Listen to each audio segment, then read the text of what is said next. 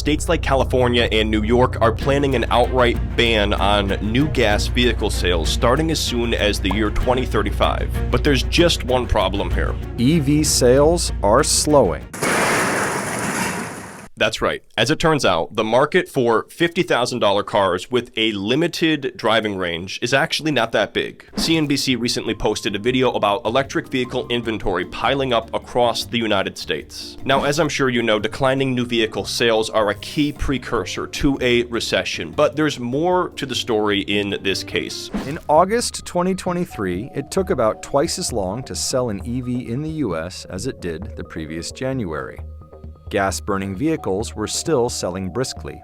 Here we are on carscoops.com, and they're saying despite major price drops in EVs, they just aren't selling at dealerships. Of course, the basic laws of supply and demand should suggest here that as EV prices come down, the demand for them should rise, assuming that there is a healthy level of demand for this product. Here we are taking a look at the top 10 fastest selling electric vehicles right now in 2023. This is excluding Teslas, as these account for 2/3 of all EV sales. The Chevy Bolt as well as the BMW i4 are selling in about 30 days. Now, according to separate data here from Kelley Blue Book, dealerships stocked on average 60 days worth of inventory on their lots at the beginning of October. Now, in the case here of the 10 fastest selling electric vehicles, all of these are still fitting within the 60-day norm. In fact, all of them are selling within about 54 days. All of these EVs are taking anywhere from 60 to 100 days to sell, and that's a lot longer than dealerships like to have inventory sitting on their lot.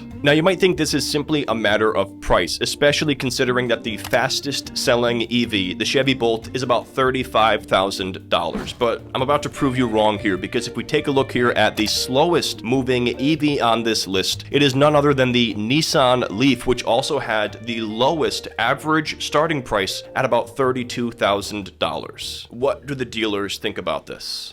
While slightly more than half of consumers say EVs are the future and will eventually replace combustion engines, less than a third of dealers say so. You know, there's definitely a problem here when the majority of professional car salespeople who do this for a living don't believe in the very product that they are supposed to be pushing down people. Tesla has slashed prices dramatically. Sales at some EV startups have disappointed. Ah, yes, none other than the myriad of EV startups, many of which went public in 2021 and 2022. Let's go ahead and do a speed recap here of what these companies are doing today. Lordstown Motors, the EV startup working out of a former GM factory in Ohio, known for this truck design, recently went bankrupt. Then there's Workhorse, an EV company specializing in electrified last-mile delivery solutions. Well, from the February 2021 peak, this stock has gone from $40.61 a share to a 41-cent share price today, a drop of roughly 99%. We'll finish off here with Rivian. This was one of the most promising EV startups. Despite still being valued at around $16 billion, the stock is down about 87% since their initial public offering in 2021. Clearly, retail investors were suckered into trying to buy the next Tesla. And the thing with Tesla is there's only one, and it's Tesla. Are you a content creator that's perhaps struggling to make a living doing what you love? Well, maybe it's time to diversify revenue streams with Kajabi. Your next online course, membership site, webinar, and more are just a few clicks away with Kajabi. And no, you don't need a large audience to make a lot of money. Thousands of creators have made 6 and even 7 figures with less than 50,000 followers thanks to Kajabi. Personally, I've done over $100,000 of digital product sales over the years just with my YouTube channel. If you can shoot simple videos with your phone, you can create a digital product. Do not make the mistake of waiting for the next algorithm update to disrupt your business. Right now, Kajabi is offering a 30-day free trial to start your business if you visit kajabi.com/Ryan. That's kajabi.com/RYAN. Visit kajabi.com/Ryan to earn more doing what you love. But why exactly are the EV sales dropping? Let's hear from a Mercedes dealership owner himself. It's not that the customer is not considering it or entertaining the purchase, it's the reticence to that anxiety that exists relative to the range that the battery can produce, and coupled with or compounded by the lack of public charging infrastructure. We're perhaps moving a little bit too fast. I mean, you really can't argue with that point here. According to Bloomberg, average EVs today have a range of around 300 miles. But there's a much bigger problem here than just the shorter driving range, and that is the lack of refueling infrastructure. The United States had about 138,000 charging outlets for plug-in EVs at the end of May. First of all, about 32% of those are in one state, which is California. Second of all, there's about 150,000 gas stations in the United States, and if each one has 6 to 12 pumps, that means there's between 900,000 and 1.8 million gas pumps in the United States alone. Of course, we'd need widespread adoption in order for there to be widespread EV infrastructure, but the problem is people don't really want to buy them until all of that infrastructure is already in place. In May 2021, Ford opened reservations for its F-150 Lightning, the fully electric version of the most popular vehicle in America. It closed them by the end of the year because the company said it had enough reservations for 3 years' worth of production. But by September 2023, Ford said it was ramping up production of its hybrid F-150 because sales of the Lightning had slowed. We're going to test it out ourselves. Let's go ahead and try to order one of these F-150 Lightnings and see what kind of inventory is out there. If we scroll down here, we're going to click on inventory, and would you look at that, within 20 miles of my hometown in upstate New York are multiple F-150 Lightnings just sitting there on the lot. Keep in mind, guys, this is not a popular area for EVs at all. Despite that, they are still available, and they are not, in fact, back-ordered until December 2024. The inflexible nature of the EV supply chain is pressuring OEMs to make EVs despite consumer pullbacks. Then there are the pressures of meeting government mandates.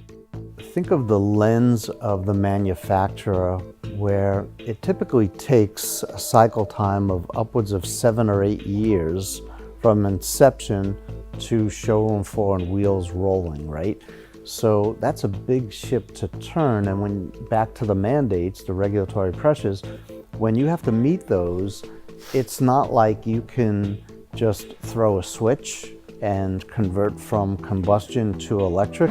Now, this video also mentions that higher interest rates have curbed demand for vehicles across the board, but this particularly hurts the EV segment, as we already know EVs are inherently more expensive. These vehicles won't be worth nearly as much as, say, an ICE equivalent, which has more certainty involved. There's not going to be leaps and bounds of technology and improvements in ICE vehicles, but we know there will be with EVs. All right, first of all, ICE stands for internal combustion engine vehicles, and second of all, this is yet another deterrent for potential EV buyers today. Used EVs, especially around 10 years old, have little to no resale value. Just for example here, this 2013 Chevy Volt is offered at $7,000, and even worse, here we have a 2012 Nissan Leaf with under 100,000 miles with a price tag of under $5,000. So that means the $54,000 electric vehicle you're potentially buying today could be worth just a few $1,000s 10 years into the future.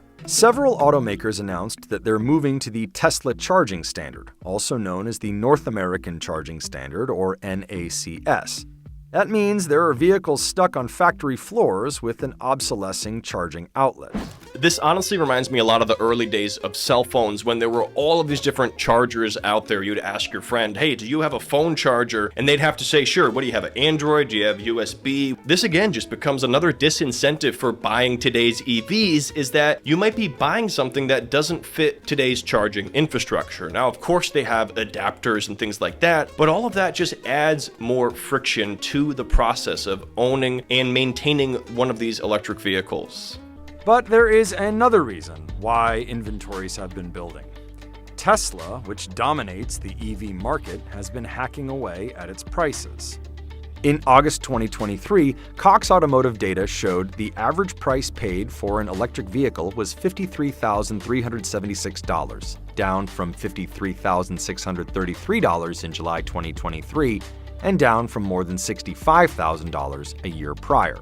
Keep in mind, as we said, Tesla absolutely dominates the EV market, making up about 2/3 of all EV sales today. The problem here is that rapid price cuts like this become further evidence to consumers that they're likely better off waiting to buy that EV because it's likely to be less expensive in the future. It's an unlevel playing field when you have a manufacturer that sells in the space of vertical integration direct to the consumer and not use the franchise system. Now, as we know, Tesla operates outside of the traditional car sales model, but it's actually really interesting if you look into why this is and why other vehicle manufacturers like Ford, for example, don't follow suit and ditch their dealerships. There's actually laws in many states that prohibit vehicle manufacturers from selling vehicles directly to consumers. What Tesla does is they keep their number of showrooms to a certain minimum in certain states, and this allows them to operate outside of that legal realm in terms of being required to sell their vehicles at dealerships. Now, while Tesla is absolutely dominating the EV market, these price cuts are coming at a cost, and it's a cost that the shareholders are paying. From the peak of November 2021 to today, Tesla stock is down about 50%. In fact, earlier this year, it was down in excess of 50%. It's difficult. So if you jumped on the Tesla bandwagon at the wrong time, you could be down 50 cents on the dollar or more on your original investment. But mostly, I'd love to hear what you think in the comment section below. So let me know, do you own an electric vehicle? Do you own a gas car? Would you buy an EV? And what incentives would need to be in place in order for you to go out and make the switch yourself? Don't forget to grab a copy of my book, From Side Hustle to Main Hustle to Millionaire, available at libraries across the United States. You can also find it on Amazon or in person at Barnes & Noble, as well as an author-narrated version on Audible. This is a step-by-step guide on how to get your side hustle off the ground, and in particular, this is a great time to secure an additional income stream with all of the uncertainty in today's world. Don't forget to subscribe and hit the bell. You can click here to watch the next video, and I'll see you there.